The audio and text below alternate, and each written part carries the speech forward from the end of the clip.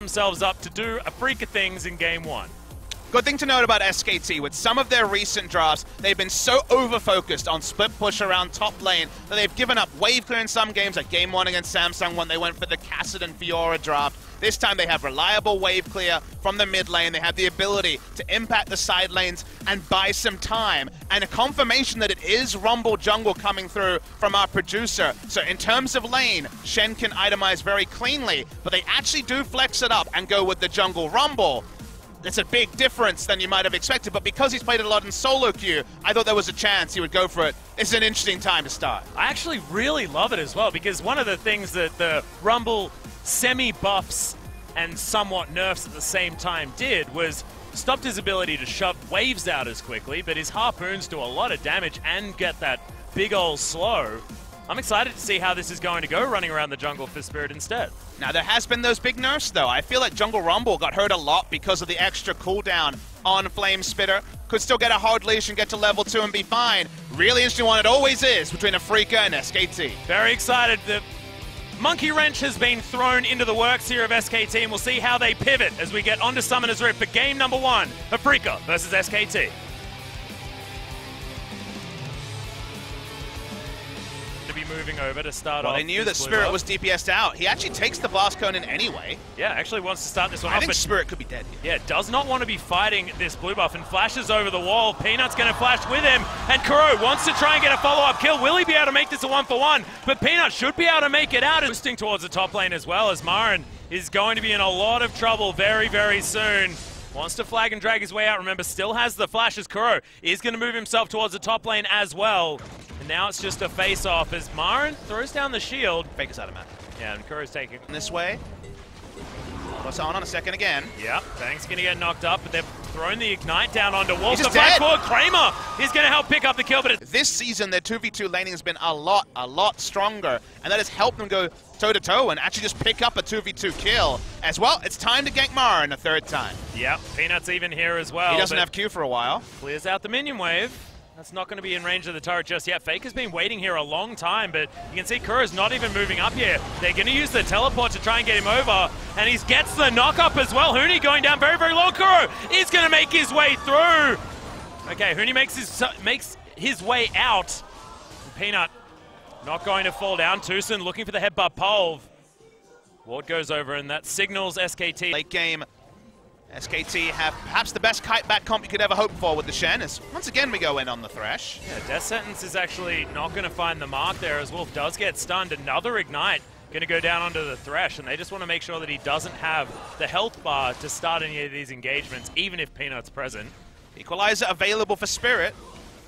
And they just need a headbutt Polv to try and make this one happen as well. Fate's Call up as well, so they're considering the Wombo. Spirit's still going to walk around, get at least some vision on the blue buff. Good Spidey sense from Wolf, does throw down that control ward as Tucson, remember, he's got the Unbreakable Will. There's the Equalizer coming in, and Wolf has to walk all the way up it. Will they be able to get the kill? And they do it before Huni makes his way in, but yeah, that's the follow-up kill. Nicely done by Bang as Tucson, he has to flash his way out as Faker is going to be eating some honey fruit, but Tucson is going to steal a bunch of them away. MaRin is moving his way down. Spirit's made his way in, but Peanut grabs the kill, kicks back Kuro, who uses the Valkyrie to get himself out and helps get the kill onto Peanut in response. And MaRin looking for more onto Pugmore. Oh, he's so adorable, but he does have the flash, and he's going to use it to get out. And MaRin still had Cataclysm available. That's why he went in, blows the flash. Really extended fight. They just about burned through the health bar in bot lane before the teleport could complete on the Stand United. And Summoner Spell Teleport was disconnected from the side of Huni. MaRin walked all the way from top lane to make that happen. Spirit gets greedy. Yeah, the hook is going to land there as well. Spirit isn't going to be able to make his way out, and Wolf is going to be able to get the kill for himself. Huni, some spare time on the top side of the map as Kramer actually makes his way to clean that out. As well as in comes Tucson with his pajamas, ready to make something happen. Headbutt Polv there on the wall. Big collapse here. As Spirit throws down the harpoons. Flame Spirit is there, doesn't want to use the flash to get over that wall. And everyone on SKT is going to scatter. 4 members of Afrika Freaks here in the mid lane wanting to try and get some damage onto this turret, but Bang, he's going to move up, and MaRin has to flag and drag his way out. Peanut over the side, gets the kick, and There's the weave as well, actually saving MaRin. Equalizer in a great position from Spirit, as Bang should fall down. Tucson grabs that with the Ignite as Peanut, trying to make something happen, but the Cataclysm, lots of damage onto the Lee Sin. And a Freak of Freaks, first time of any match. And there's the flash from Spirit. He's just going to burn down. Easy kill onto Faker. Can't really have a kick of life from Peanut, and makes Alistair look like a meta support or a strong laner, which he certainly isn't at present, but he makes them so much stronger. As okay, we're going to chase on Huni. Yeah, Huni's taking so much damage. Easy flash comes out there as MaRin does have the flag and drag still available, gets underneath the turret, a place where he really likes to be, but he's taking a lot of damage. The kickback, the turret did about 1 billion damage to him as well. So Huni, sort of more like getting an assist, but it's going to be Peanut that picks up the kill, so he definitely did. Spirit, fancy footwork gets him out of the way of the shove, but not the death sentence, and he's going to go down. 2 quick kills for SKT, and they've got themselves right back in it. Yeah, signs of life from SKT. Top lane MaRin made an unnecessary mistake, unforced mistake, as I like to talk about it, turret diving a Shen for real. Yeah, and it's now back to about 300. Thankfully, as far as spikes in damage are concerned, Kramer's hit his, and Wolf is going to bear the brunt of that. Now Bang has to deal with Kramer, but Living Artillery is going to stop him, and Kuro has to get healed by Kramer. There's the headbutt. Oh, right back onto the Talia. Thankfully, Flash Pulve means that you can still displace. And yeah, we talk about Alistair or Rakan. What about Alistair or Lee Sin? That was basically a Lee Sin kick. And 3 times now, the Shen ultimate has been focused through, and Shen has not been able to complete his teleport and get in. This time, it could even lead to Baron. Now, Peanut is able to steal. He's made some heroic steals. Alistair needs to be the one to interrupt. Well, MaRin's there as well. Yeah, MaRin's pretty angry. Sonic Wave is going to be used to get Peanut to the Krug camp, and that is a very easy Baron and the engage to get Bang.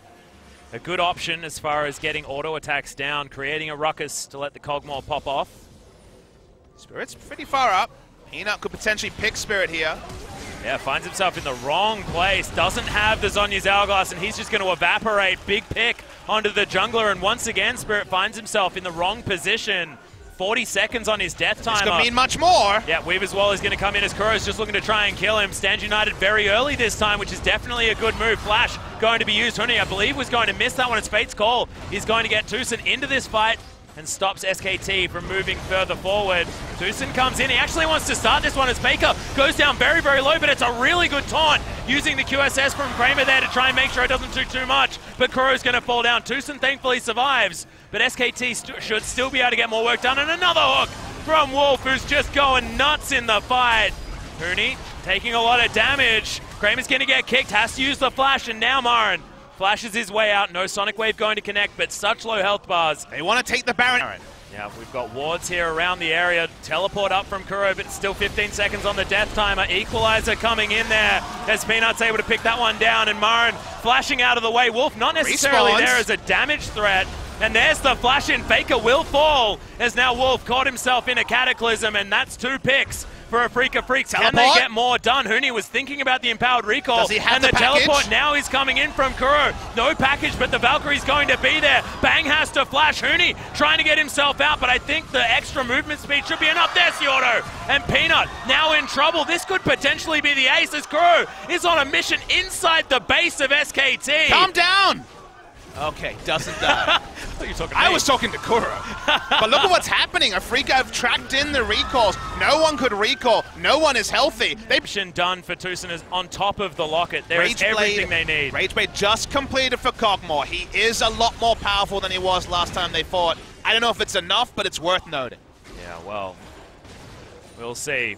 Keep our eyes on Bang to see whether he can actually do enough in these fights, or whether the dive from a Freaker is going to be enough, because you can see even this poke is fantastic. Bang now able to turn things around. Wolf takes so much damage though as Peanut looking for the kick onto Kuro, does get it, but has he overextended as now Huni just being ignored by Kramer, and the Kog'Maw is dead. SKT just going to lose all of their members, and there's no more base remaining. A Freaker, the Game 1 dream is still most definitely alive. 10,000 gold into the lead, and Faker, he just has to sit on his fountain and watch in horror as a Freaker tear down the base. It's a lot of losses in a row now, Papa Smithy. Yeah, say what you want. Say what you want about best of 1. 4 games in a row SKT have dropped ever since their loss to WE. Afrika Freaks had to do it early to mid-game. That was the comp they chose, but then items never rolled in for the Kog'Maw. The game was close for a lot of it. We saw it become almost parity, but then Afrika blew it open again. The Baron contest ended up being a masterstroke because of the teleport from the Corki and the fact that they took Baron against the flow of play. And another time in a row, Koma has to look at his notebook and wonder who should be starting next game and what do I need to change? Because on 7-13, they have not claimed a single game, and in a row, like we said, they are 0-4. Yep, and you can see, look at the frustration on Koma's face.